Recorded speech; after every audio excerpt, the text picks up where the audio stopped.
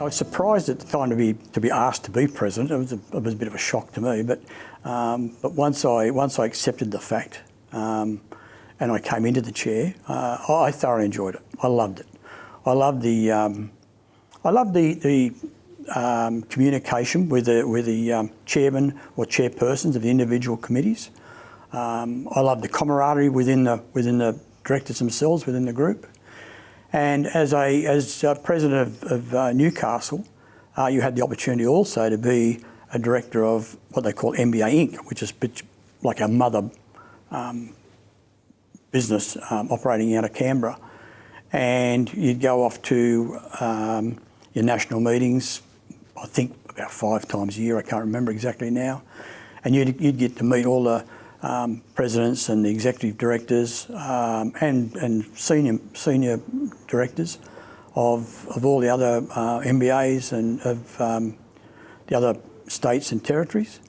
And at the time I got quite friendly with quite a few of them. It wasn't all business. We had some good social events, and I thoroughly enjoyed that side of it, just the networking. It'd be fair to say the NMBA was struggling a little bit. We were struggling financially. We were making losses each year. It was a hard time for the industry. We were struggling a little bit with membership, and we were struggling with resources. And I think that the world was changing. Computers were coming more. We'd gone through a phase several years ago where the unions were fairly active in Newcastle, and they'd quietened down a lot. I think they'd given up on the idea that Newcastle was an easy target, so they didn't come and bother us a lot. There was a lot of information on computers, and so there was probably in a lot of respects less of a need for us, certainly less of a need in our traditional role. So we had to, we needed to change what we were doing. We needed a fairly quantum change to find the direction that our members wanted us to be and find out what our members wanted us to do. And that's about that was the environment when I was there. It was an interesting time. The NMBA was very different then. We ran our own race, had our own staff, all that sort of stuff. We're almost at loggerheads with New South Wales NMBA rather than in the partnership that we're in now. And I think in fairly early days I realised that we needed to change a few things. I came on with no agenda. Back in the McCloy days, we were not members of Newcastle NMBA, we were members of New South Wales. Jeff had a few issues with some of the personalities in the place, and mid-90s went to Sydney instead of here. As soon as Graf started, we came back to Newcastle, as I thought that was the right thing to do. But when I came under the board, I realised there were issues. One of the things we did while I was president was first sign the first service agreement with NMBA New South Wales, where they now provide all the resources and staffing to serve our members. It's a system that works better. The old system was necessary 100 years ago, but times have moved on. Sydney's not as far away as it used to be, and really the service we've had in the last 12 years is at least as good as what we used to provide on our own. My presidency, I think, was 2006 to 2008.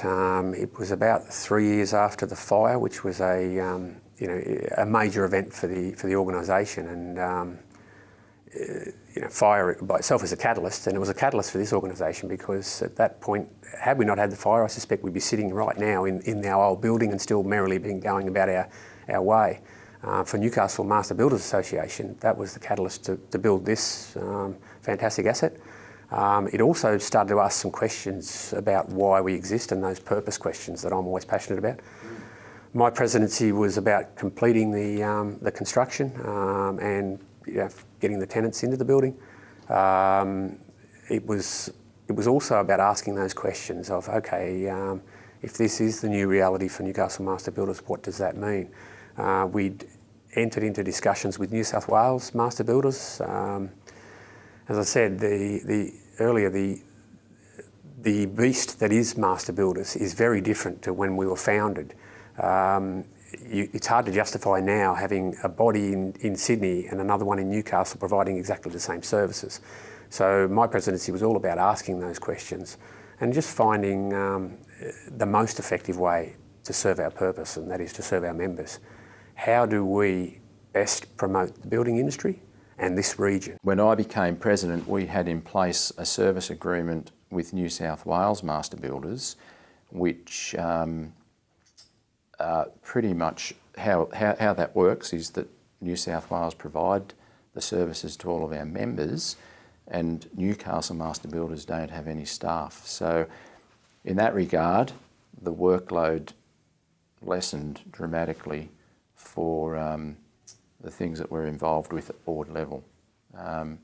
But serving as president was certainly a time of learning for me. You know, if I reflect on the wise heads of the men that had gone before and the knowledge that they had, that was a terrific time for me to learn, which I've been able to do and to gain from. Being involved with the NMBA was, like I said, was all started from Dad saying that you should get in and then have a go. And then, like I said, I'm proud to sort of follow through from being a second generation builder that's come through the board. And Dad was president back in 1988 to 1989. But it's just an honour to follow him through and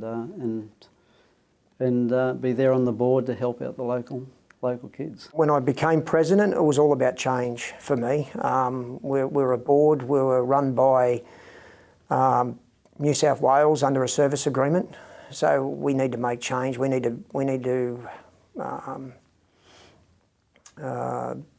sort of appreciate why we're here and what impact we're having to our members and what we're giving back to our members. So during that process, I looked at a strategic plan, and I thought where we are now and where we want to head in the next 3 to 5 years and so forth. And during my time as president, I put in a strategic plan in place for the rest of the board and for new upcoming members that are coming on as a director, so they had some idea of where we wanted to head. In the strategic plan, we spoke about mission statements, visions, core values. We looked at what was important to us and what legacies we have as an association, and the majority of that was our history and our legacy of why we exist.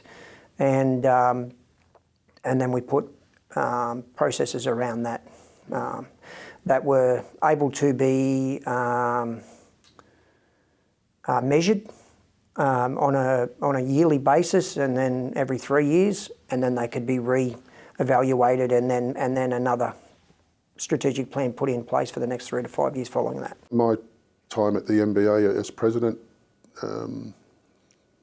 not a great deal happened. We sort of continued on with what we're doing and growing as an organisation, trying to mesh a good relationship between Newcastle NMBA and New South Wales NMBA Sydney. That was probably one of my main objectives, to make sure that the two boards, the two committees were working together for the benefit of our region and of our state, and of course nationally, because we're all involved in every state is involved in the national body. Our vice president at the time had to stand down for work commitments and what have you. So I sort of got elevated quite quickly to the president's role, and it was after the nomination I'd said to Ross Howard, I said, I'm not sure I can do this. I'm not sure this is for me. And he said, but Matt, you make up 70% of our membership. You know, 70% of our members are mum and dad guys that go to work and put the nail bag on or do whatever. It's good to have that representation. And I have found that since with this Young Industry Committee, they've sort of said, oh, wow, you know, like you're no different to anyone else. And I said, well, I'm not. I go to work every day. The only difference is you give up some of your time, once a month, or, with the president's role, it's quite a bit more. But, if you can't give a bit back for an industry that's been so good, you're trying to set up the next generation. And I was fortunate enough to get a board member for Master Builders, which was probably, I don't know, Barry Granger and I came to the board together, which is probably, I don't know, 20 years ago. I've probably been here too long, but I enjoy that too. I love the heritage and the history and all that sort of thing of master builders. So, and I think it's our job to remind the new ones that come along where they stand and sit and what we do and don't do. And but they come up with some great ideas, the young blokes, and you've got to think about what you can and can't do.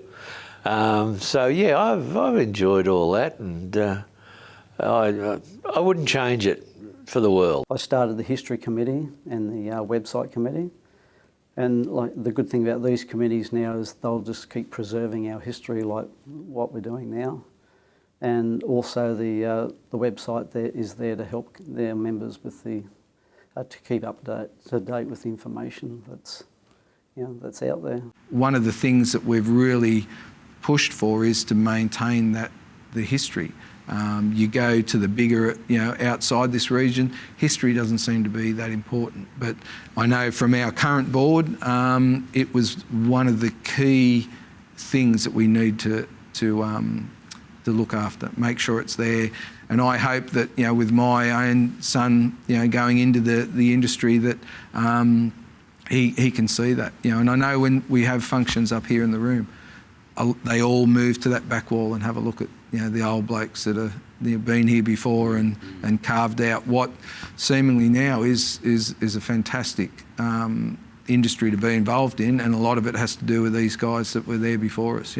Other state MBAs were quite envious, I think, of our that we'd managed to maintain some of our history by keeping photos of all the past presidents right from the start.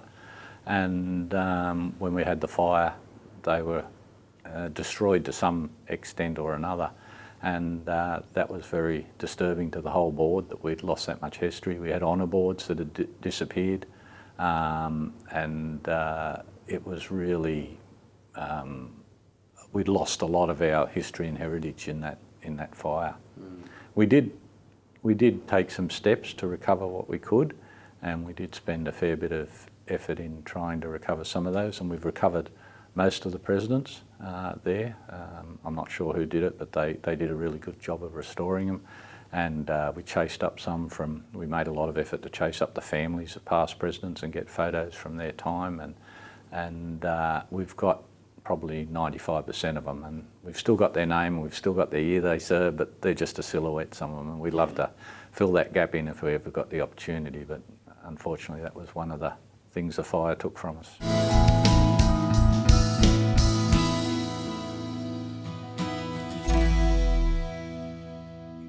The big change I see when I first became, especially when I got into an office position, and I was competing with the other builders around the town, and our main competition were all family companies. There was no national or international companies, basically, unless you're on a massive big project. But anything around town basically was family companies. There's the Austronics and the Comptons and the Dorans and the Blacks, and to name just a few. But even though and as coming onto the board, you form this camaraderie with the directors of those companies. It was still, come 10 at a time, it was tough competition. But those family companies have all gone. There's been a huge change over the years, different generations and that sort of thing. Now you've got your nationals, your multinationals. The industry has developed quite a lot. It's grown quite a lot, changed a lot. I guess I come back, my first sort of induction into large projects was, I guess, the equivalent to a project today that's probably on a contract basis. Of value for us would be probably a $1 to $2 million labour contract done on a handshake. None of this contractual stuff, written documents, 100 pages of contractual garble, but yeah, it was all done on a handshake. I remember the days of Stronachs and Comptons and Dorans and so on. You'd win a job and you'd go there and they'd shake your hand, the job's yours, and off you go, and you do it. Yeah, times have changed. The thing I don't see in the industry today is the characters. I can remember, you know, even when I was a young bloke working in the field, we had a couple of blokes on our job, a couple of supervisors on our job. They would come to work in bib and brace overalls, long sleeve white or blue shirt and bow ties. And it didn't matter if they were up to their armpits in mud or concrete, those bow ties didn't come off. In the early days, probably the NMBA in the 1900s started as a club for builders. They needed somebody else to talk to, and they needed some way of finding out information because there weren't computers. We were a one-day horse and buggy ride from Sydney, I suppose, and so Newcastle really needed that information. And as time went on, they became, as much as they were in opposition to each other, they became a close-knit club. They respected each other. They built a lot of great projects. And there was time for that sort of thing. By the time the 2000s came, the world had changed. We were busy. We were all out busy working. We didn't spend a lot of time socialising. And the club atmosphere of a master builders group was non-existent. So we needed to work out how we could service our members better, how to improve that, how to stop losing money and make ourselves sustainable for the next 50 or 100 years. We need to reinvent our purpose. The world has changed from what, Master Builders was formed in Newcastle 1874. Now that's 2 years before Alexander Graham Bell invented the telephone. It's probably 30, 40 years before we had commercial motor vehicles. It's 50, 60 years before we had commercial airplanes. Times have changed dramatically. We need to change with it, and we need to see the world is different. And we're going to adapt for the year 2050, not 1874 or 1902. Our business is the same, and I'm fast sensing that the generational change is coming for me as well. It's not enough. The ideas that I've learned in the last 30 years, there's a lot of wisdom and there's a lot of value, there's a lot of village elder stuff that I need to pass on, but I've got to promote the young people with their thinking as well. You only look at the wall to see that the history that we've had with the presidents and the time we've been here, and the struggles they would have faced compared to what we've faced is nothing. So we've got, as far as technology and stuff goes nowadays, it's made the job a lot easier, but we've got a lot more issues that we've got to deal with. I jokingly say a lot of the time that you've got to become a marriage counsellor, a financial planner, and a builder all in one. That's how it's sort of become. The industry's had an upturn at this point in time. There's a lot more builders in the industry when one falls down to start up, which makes it hard. But the industry has picked up this year to what it has been, which is positive for the area. I think with the government infrastructure that we've got on in town as well, through the rail lines and so forth, and opening up the rail corridors, which also opens up opportunity. Newcastle University and law courts with their major developments that they've put on in Hunter Street.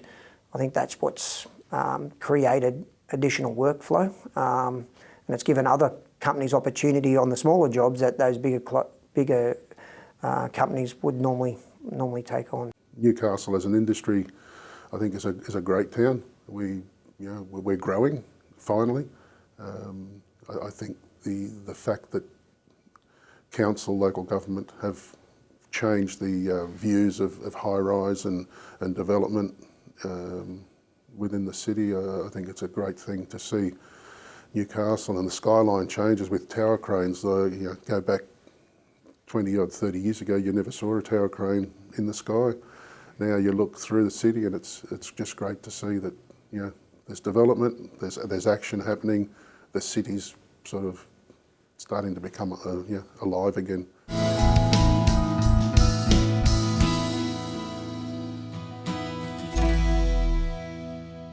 Well, the Newcastle NMBA, we've changed We've changed our whole business plan. Whereas when I first joined the board, we were pretty autonomous. Well, I mean, we still are an autonomous entity, but we had our own contracts committees, industrial relations committees. We had the building centre back in those days. We don't have those today.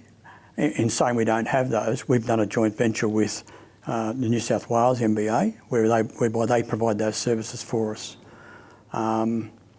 So, and even though our members, we've got a manned office here in Newcastle, but the employees of that manned office are all engaged through NMBA New South Wales. Our members can still use them. We still provide all the services. There was a period of time, I think, where we were just sitting in a boardroom, agreeing here, agreeing there, doing this, doing that, and that was about it. And we had a building, we had a fire, we built a building, and it makes money for us, etc., etc., etc. But is that enough? No, it's not. We had the fire, Of course, yeah. and which was a bit of a shock for us all. But out of that, as I said before, you know, sometimes adversity, good things come. We were able to think about what we should do on our site. We had a very good site. We had a building that had been added to several times over the last 30 or 40 years that was very ad hoc, wasn't the best use for the site. And we had a chance then to build an iconic building that represented master builders well in Newcastle, and also that would help us fiscally. And then coming with that, we needed to think about how we did service our members. I mean, it's one thing to have a bank account and it's another thing to do a job, you know, and we had a job to do, and that was benefit our members in the region.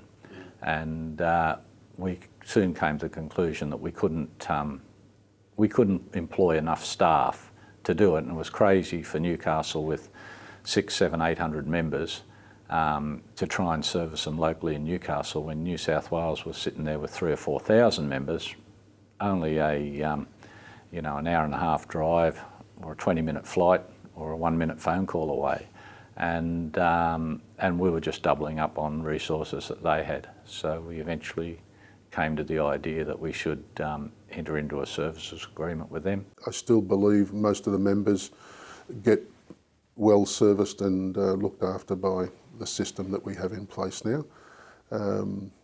We as a board try to maintain that quality by staying in touch with New South Wales, which is one of the things I said earlier, that trying to cement our relationship with New South Wales rather than being us and them. We're trying to be more of a united unit. I think the description of the organisation over the years has been an industrial organisation, and there was this concept in days gone by that we were here to represent employers, the unions were there to represent employees. I think even the union movement is aware and awakening to the fact that those combative days are gone. It's about cooperation. I think we have to see that, and I think in Newcastle generally, there's a fairly good rapport for the participants in the industry. The subcontractors are much more prevalent in the industry these days, and I know I am a subcontractor. I think I was the first subcontractor president of the association. That was a statement to say that the association was aware that subcontractors play a vital role. So what we've really got is we've got 100,000 participants, whatever the number is, in our industry. Our job is to grow our region so that they have a future, and there's a future for their sons and their daughters. It's not a competition. The more work that comes into our market, the more opportunities we'll all have. And we've got to see that combined with one voice going to government and saying, this is a great place to bring industry, this is a great place to bring growth. We all win. It's not about fighting over the next job. I personally think that being part of the Master Builders elevates you, or it should elevate that business or that person a bit higher, because not only are you still working and representing yourself, but my personal belief is that you don't want to also then, put shame or smudge the Master Builders sort of name. And I know when I sort of got more involved in the Master Builders Association, and then when I got onto the board with Newcastle, that my father-in-law would say, you know, and I can still remember hearing him say, "Oh, this is my son-in-law, he's a master builder." You know, that age of, you know, they're in their 80s now, but it was a huge thing. Like, it's lost its shine a little bit, because I think that, you know, just with times changing and stuff, but it's still held as a, you know, in high esteem that you're a master builder. I'm supportive of the Newcastle Master Builders in the future. I think that what it can do for our industry and our members is exciting. They have their own building here, they own their own building. They've got a great group training scheme put in place where there's, you know, over 180 apprentices that we're training at the moment to get back in the industry. We're going to have a massive shortage of apprentices in the future, and Newcastle Master Builders are making a significant impact in this local area to create those job opportunities and get more people into the industry. That was all driven by Newcastle Master Builders. The industry nights and the education processes that Newcastle Master Builders have in regards to running evenings where they're educating their members on policy change, on new materials. There's a raft of subjects that they run, and that's based on what the feedback from the members are and what they want the information on. And I think if they continue to do that, and they continue to look to the future, and they give back to their members and provide the service to the members, there's no reason why the members aren't going to stay part of such a long history of Newcastle Master Builders.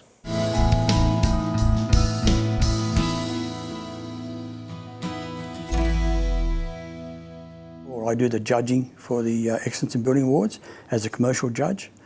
And up until 2 years ago, I was also doing the judging for the Lower Hunter Urban Design Awards as well. And I've got to say that the quality of the work that we're seeing today is second to none. I think it's brilliant. I'm blown away by the quality of the work on some of the quite sizable projects. Because you've got the young blokes today that, you know, it's different to my era. The young blokes, the project managers today walk on with their laptops and all their electronic devices and all their gear.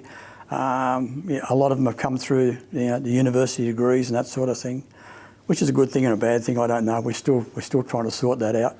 But the quality of the workmanship is I think it's great. They're keen.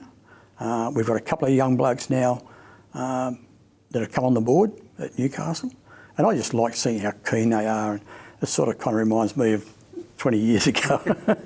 Not only the NMBA, but all organisations, it's incumbent on them to change if they're going to survive. And what's happening these days is that change just comes at such a fast pace. So we need to be a dynamic organisation. We need to be reacting every year to who we are, what we should be doing, and we need to keep that in the front of our mind. I think we're doing that at this stage, but a lot of information is now available on Google that we provide. It's so much easier to get information these days with smartphones and computers than it was in the early days, and so we don't need to necessarily be providing that in the same depth that we were. We still need to be lobbying governments, we still need to be lobbying the federal government to make sure that the industry conditions are right for our industry. We still need to be liaising with councils and authorities to make sure that builders can do their job. We still need to be careful of tax consequences for builders. We need to be careful of the right incentives provided by governments, homeowners grants and things like that are all good for our industry. And if our industry is going well, then generally the economy is going well, so we help the wider community that way, I think. We will still be focused on the building industry and promoting the well-being of the building industry. Now that means sometimes you promote a wider well-being in the community. A lot of the stuff that happens on the bigger scale eventually ends up in buildings. So there's all sorts of things that we can support that'll eventually filter down and help the building industry, as well as direct involvement in the industry. We are still fulfilling a very important need. It's just that we've got to be conscious of what that need is. We have this wonderful asset, which is the result of work over many years by many people, as well as the good fortune of having a fire that burnt down the old building. And this produces a lot of income, which can be put back into the industry for many years to come. So I think we just need a structure that recognises that that's what we are. We're a big landlord, and we've got money to put into the building industry. In our local region, I'd like to see a structure that's concentrated on that. How can the Master Builders Association help promote Newcastle? I think we need to build stronger alliances with some of the other organisations, whether it be the Business Chamber, HunterNet, whoever it is. I truly believe the answer for Newcastle in an ever-shrinking world is to build a stronger, united voice. Newcastle NBA is in an incredibly powerful position to contribute to that voice. But first we've got to build these alliances and have true relationships where we trust each other. So I think we're obliged to go and seek those relationships, drop our shield and open ourselves to these other organisations and say, hey, we can help you. Because if Newcastle thrives, people will come here, they'll build factories, they'll build homes, and our members will get jobs. The NBA will always be needed, and I think the local NBAs like the Newcastle one, with its dedicated to helping the local area, is what we do need just to help the industry. And that's as I said to you before. Whatever funds that we have available, it's good to get back into the industry and make it strong, and then try and train up the young ones and to have good builders and good subcontractors. The benefits for myself and for our members are keeping abreast of the current changes within the industry, and there are many, particularly for the likes of myself as a mum and dad business, a smaller business, and I think they predominantly make up our membership base, mum and dad businesses. The ongoing changes, for example, in safety, and safety's been a big issue within our industry, and bringing the standards up to where they should be, and keeping that policed is difficult as a mum and dad business with the time constraints. Master Builders has been able to help enormously just through training, through industry briefings, through correct procedures that need to be put into place. So if I think of the Master Builders' presence now within our industry, training has played a big part and will play a big part into the future. We've had consultation through the University of Newcastle and the project management in the built environment centre to look at ways and means of people like myself to come through and upskill our knowledge through the university. Now, I've run as a pilot program for the last 2 years, in which in April this year I graduated with a postgrad cert in project management in the built environment. Now, that allows people similar to myself now to achieve a certain level of training through Master Builders, and then go on and be accepted into the postgrad cert to increase their education at a high level. I think the future for Newcastle Master Builders, I see a really positive future in solely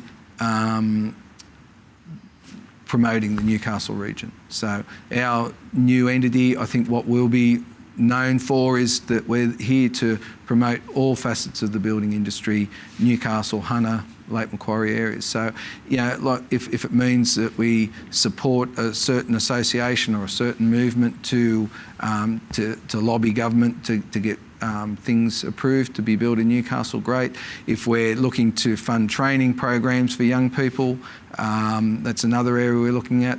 One of the things that we're about to launch with our Newcastle MBA group training is a school-based scholarship, which is huge. We as a board want to maintain Newcastle identity nationally and statewide. We still want to be recognised and know that we're doing, you know, our part for the industry. That's otherwise we shouldn't be here. But we see projects or funding or whatever we find that is beneficial to our industry or to our builders or to our members, that's what we want to help progress and maintain.